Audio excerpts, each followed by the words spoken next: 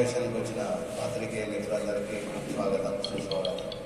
ఈనాటి ఈ ముఖ్య ఉద్దేశం ఏంటంటే పసుపు మద్దతు ధర 17,000కై రైతుల నిరాహార దీక్షల గురించి ఉద్దేశము. రేపు ఉదయం 11 గంటల 30 నిమిషాలకు అంబేద్కర్ చౌరస్తా వద్ద ఏసీబీ గారి అనుమతితో 5 రోజులు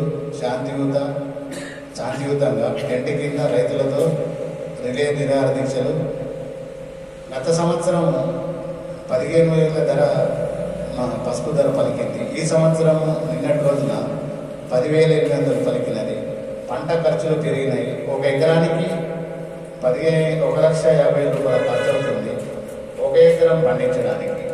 ఆర్మూర్, పాల్గొండ, నిజామాబాద్ రూరల్, నిర్మల్, మెట్పల్లి అసెంబ్లీ నియోజకవర్గ పసుపు పండించిన రైతులతో రిలే నిరాహార దీక్షలు.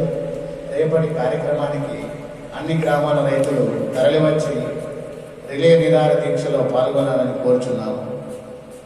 గత సంవత్సరము ఇదే పసుపు 15,000 ధర పలికింది. కానీ నేడు 10,000 మార్కెట్లో పలుకుతుందని నిన్నటి ధర.